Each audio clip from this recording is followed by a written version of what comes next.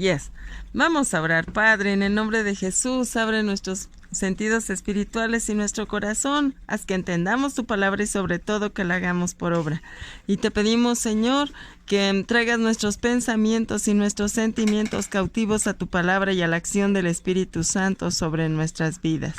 Señor, vístenos, báñanos con tu amor para que amemos como tú, que luzcamos las virtudes del nuevo hombre con benignidad, humildad, mansedumbre, perdón, agradecimiento, amor y perfección. Anula las quejas de nuestro corazón y que siempre seamos agradecidos contigo, que sepamos apreciar todo lo que haces por nosotros. Danos siempre de tus pensamientos de bien, paz, porvenir y esperanza, que cuando te busquemos te hallemos de todo nuestro corazón. Y que nuestra oración sea persistente, incesante, ardiente.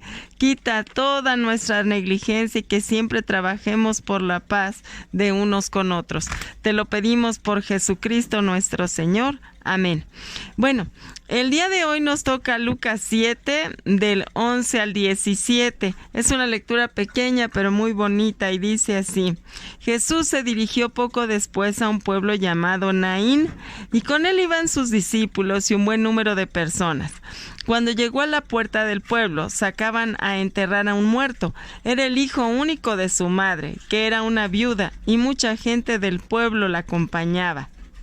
Al verla, el Señor se compadeció de ella y le dijo: no llores. Después se acercó, tocó el féretro, todos los que lo llevaban se detuvieron y dijo Jesús: entonces, joven, te lo mando, levántate. Se incorporó el muerto inmediatamente y se puso a hablar, y Jesús se lo entregó a su madre. Bueno, entonces vemos aquí que él iba entrando a Naín, este pueblito, y pues ve un cortejo fúnebre y era una viuda y el hijo único se le había muerto y era el que iban a enterrar.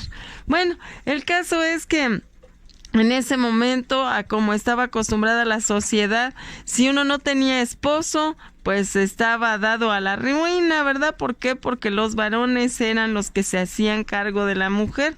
Realmente si la mujer cosía, tejía o hacía algo artesanal como para vender, pues lo hacía, pero el que iba a negociarlo y todo lo demás, pues eran los varones. Entonces, realmente se veía perdida una mujer, y peor si estaba ya grande como esta mujer, y bueno, era viuda, por eso estoy explicando del esposo, pero aparte ahora ella, pues siendo viuda, pues se hizo cargo de ella su hijo, pero al morir el hijo era confinada casi como a la muerte. Si alguien no se hacía cargo de ella, alguna familia así que le hubiera tenido aprecio y así como vénganse a vivir con nosotros, pero miren, en esta sociedad en donde normalmente rechazamos o nos ponemos nuestros moños con las personas de la tercera edad, ¿verdad? Entonces, qué difícil que alguien diga yo. ¿Por qué? Porque pues las personas de la tercera edad se vuelven como niños, ¿verdad? Y entonces, pero son niños diferentes, porque los niños, que los niños pequeños, ¿qué hace uno? Pues ya se impone uno con autoridad y se acabó, pero las personas mayores no, porque ellos ya fueron autoridad y no quieren que nadie más sea autoridad sobre de ellos. Entonces, son un poco más problemáticos, por lo que pues qué difícil.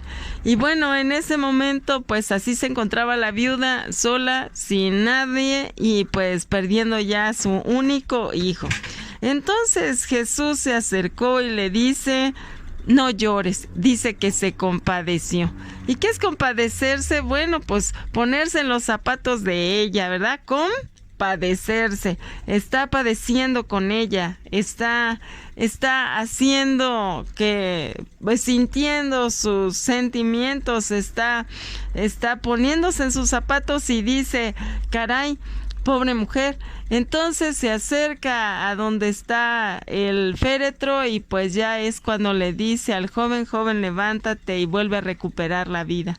Entonces, miren, ¿Qué nos trae esta lectura a nuestros oídos y a nuestro corazón? Bueno, pues que es necesario que nos pongamos a trabajar ya, haciendo lo que tenemos que hacer.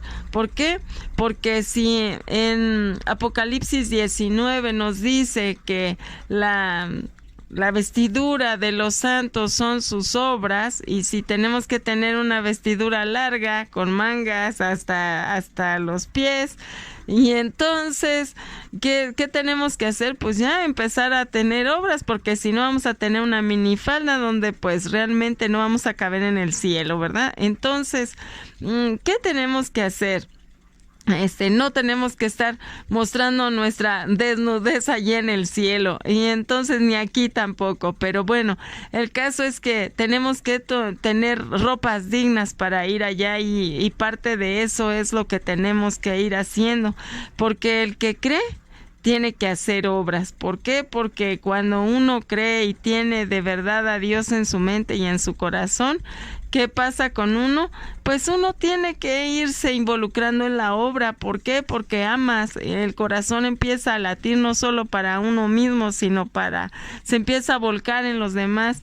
Entonces uno tiene también que empezar a hacer obras de misericordia.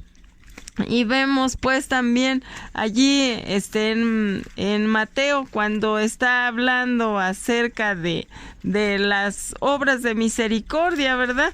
Nos dice allí nos está hablando acerca de los últimos tiempos, el juicio final, ¿no? Y les dicen los justos: ay, Señor, ¿cuándo te vimos hambriento y sediento y forastero, y te dimos ropa o te vestimos, te fuimos a ver a la cárcel o enfermo? Bueno, cuando les dice el rey: ¿saben qué? Cuando lo hicieron con los más pequeños, lo hicieron conmigo. ¿Y quiénes son los más pequeños para él? Pues son los huérfanos y las viudas. Esos son sus favoritos, porque son dentro de los menos. Y también las personas que no tienen ni en qué caerse muertas, ¿verdad? Personas que no tienen nada, o los que se quedaron sin empleo, o los que tienen problemas de alguna manera, ya sean de manera psicológica. ¿Cuántos tenemos entre nosotros conocidos que tienen miedo de todo, o que les hace falta todo, ¿verdad? Hasta la fuerza para ir a trabajar. Entonces, wow, tenemos mucho donde trabajar y necesitamos hacerlo. No podemos quedarnos así. En la carta de Santiago vemos que si uno le dice a las personas: oye, sí, nos vienen a decir que tienen hambre, y le decimos: sí, córrele, comes de los 4 grupos de alimentos, y que estés bien. Eso es sano. Sí, pero si no le das nada, ¿de qué sirve? Entonces necesitamos hacer por los demás, y pues hay que involucrarnos. Miren, alguna vez me dijeron esto, que nadie es tan pobre que no pueda dar, ni tan rico que no pueda recibir, ¿verdad? Entonces, sí, uno puede tener sus carencias, pero en medio de las carencias, de verdad, puede dar uno algo, y pues ese algo, claro que ayuda, ¿no? Entonces, necesitamos tener esa gana de ayudar. Bueno, vamos a orar. Padre, en el nombre de Jesús te pedimos que nos des ese compadecimiento, ese corazón, esa sensibilidad de Jesús para ver la necesidad ajena y poder involucrarnos con cada persona. Sí nos va a hacer falta, no nos va a hacer falta, tú nos vas a ayudar, Señor. Nos hace falta tener esa conciencia, pero nunca nos va a hacer falta qué comer, porque aún dándolo todo, tú nos vas a dar más, porque así es tu mano de llenas, nos das a manos llenas, nos das siempre. Eres providente de por sí, eres Yahvé Jireh.